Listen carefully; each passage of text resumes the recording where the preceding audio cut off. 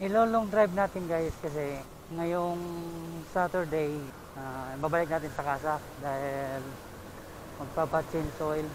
Magpa-change oil natin siya dahil gagamitin natin yung free na service ni Suzuki. 4 na bisis kasi yon na may free.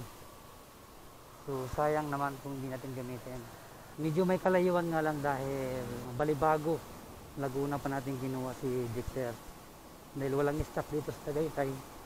Saka silang walang stock. Dasma, naghanap na rin tayo, wala silang stock. Kaya napunta tayo sa Balibago. Ang tinatakbo pa lang nito guys is 153 kilometer pa lang. So bagong bago. Masabi ko dito guys, sa motor na to, maganda yung handling niya, okay na okay, malambot yung upuan, hindi siya matagtag. Pasensya na yung buhos guys, focus pa eh. Saka siyempre hindi natin pupersahin dahil sabi nung Suzuki, pag wala pang 1,000 is under break-in pa rin. So 60 km per hour pa rin tayo guys. Yung power nito guys, malakas, wala akong masabi. Kahit under break-in pa rin siya, kaya ibigay niya talaga kung gusto mo. Kasi meron siyang 14 Newton meter na torque. So ang lakas niya, diba guys? Hindi ka mabibitin sa arangkadahan nito. Saka malaki, saka matangkad. Feeling mo talaga ba guys, parang naka-big bike. Sarap sa bangkingan, no? So this is the first time na mag long ride si Gixxer. Yan guys, nakakwarta ako pero kayang-kaya niya. Hindi ko siya binyahe dito sa Tagaytay, kahit sa Sampaloc hindi ko siya binyahe dahil busy tayo. Pinapanda ko lang siya in every morning. Tapos naka-premiere siya within 2 hours. Yan, minsan 1.5 hour na naka-under si Gixxer. Tapos maya pinapatay ko na siya. Saka napaka-balance niya guys. Palibasa siguro malaki yung gulong. Lapad ng gulong guys eh. Ang gulong nito is 140 by 60 by 17. Pero pwede mo pang isagad ng 150. Tumako naman tayo sa stopping power guys. Ang lakas. Maganda, malakas. Malakas yung brake.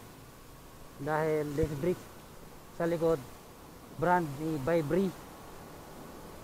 Tapos single pad lang siya. Pero yung harap, dual pad. Vibri pa rin yung brand na ginamit. So maganda yung stopping power niya. Yan guys, so, naka 60, 63 lang tayo pero pag binirit mo bibigyan ka talaga niya. Kaso siyempre love na love natin si Gixxer. So yun oh, yun oh.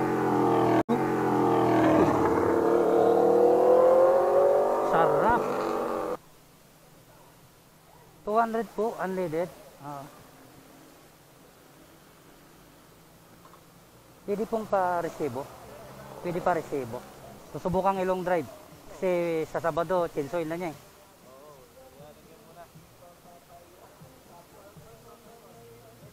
Pa-resibo ako, sir. Kasi 150 pa lang yung tinakbo eh. 157.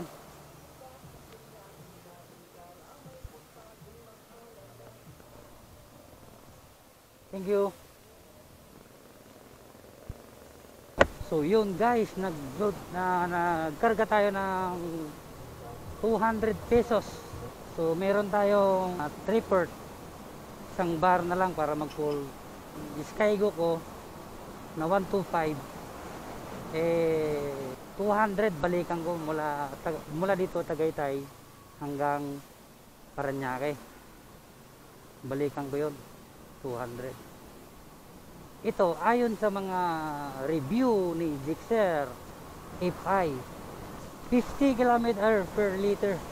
So hindi natin masabi yan guys kasi siyempre yung traffic, yung habit natin na driver, kung paano natin manipilahin si throttle. Kung siguro mabumba tayo mag drive tatakaw siyempre. Pero kung hindi naman tayo mabomba, 65 oh, 65. Masarap guys, masarap. Gusto kong biritin talaga kaso mahirap guys. under pa rin tayo ng brake feel guys. So tama na siguro ng mga 70 lang siguro. Kasi nung galing ito ng kasa, talagang 60 lang talaga ako noon. Hindi ko siya dinagdagan ng speed. Kung ano yung 60, yun na talaga, sinunod ko talaga sila. Kaya yung mga gustong bumili ng motor na gusto ng big bike tapos low budget, siguro para sa itong motor na to. Ang price nito sa kasa, depende sa kasa. Sa Suzuki mismo may mabibili kayo ng 100,900 pesos. Sa Motor Trade kayo bibili 105,700 something, mga ganyan. Moto Central 102,700. Yan yung mga price guys, depende sa kasa. 2 years warranty, engine and wiring. Then syempre yung bago ngayon na panukala na pinaipasa na pagbago yung motor 3 years registered na. So tama yung guys, narinig nyo, 3 years na siya. Rehistrado na yung motor mo. Pag kumuha ka ngayon, rehistrado na siya ng 3 taon. Hindi na magbabago yun. Issue lang kasi sa akin guys, so issue lang to. Bigay lang to. Sana all Tor Gixxer binibigay, no? Dito to guys, binigay lang to ng boss ko. Napakabait na boss. Binigay to. So inaccept ko siyang akin talaga. Kasi kung hindi ganun ang pagtanggap mo sa isang bagay, ay parang wala kang pagmamahal sa kanya. Hindi po hindi naman sa akin yan. Ganun, di ba guys? So lahat ng bagay na hiram, bigay ay pahalagahan mo. Walang ibang gagamit kundi tayo lang na pinagbigyan. So maghanap ka guys. Maghanap ka ng amo na 10 or 20 kung bibigyan ka ng motor na ganito kaganda. Siguro kung may magbibigay man, yung mga second hand. 50% guys, may magbibigay niyan. Bibigyan ka ng second hand.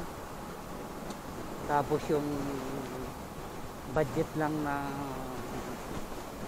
80,000 pababa, yun, bibigyan ka ng mga ganong halaga. Pero yung boss ko talaga, binilhan niya talaga ako na sariwang-sariwa, bagong-bago, wala pang nakakasampa. Ako pa lang ang sumampa noon, unang-unang sumampa. Wow, sana cool. Mag-Gixxer tayo. Kasi gusto niya naman na big bike talaga gusto niyang bilhin. Pero sabi niya, low budget siya. Ang big bike sana na bibili niya at nag-isipan niya ay Dominar. Tsaka J400 ng Kawasaki. Kaso nga lang, sabi niya, low budget siya.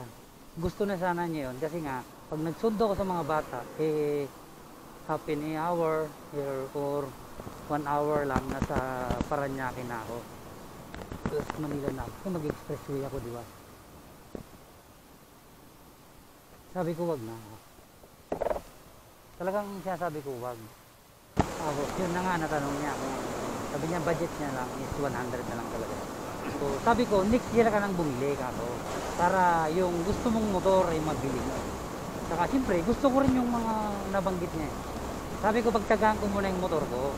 Sabi niya, baka kasi hindi tumagal yung motor ko dahil siyempre araw-araw na pupunta ng Manila araw-araw. Siyempre matanda na yung motor ko 2014 yun 2023 9 years na yung motor ko. So finally guys, nakarating tayo ng Paranaque ng Matiwasay. Kung nagustuhan mo yung video na to, paki-pindot mo yung subscribe at paki-hit yung notification bell para ma-king updated ka sa lahat na aking video na i-upload. Salamat sa vlog mo.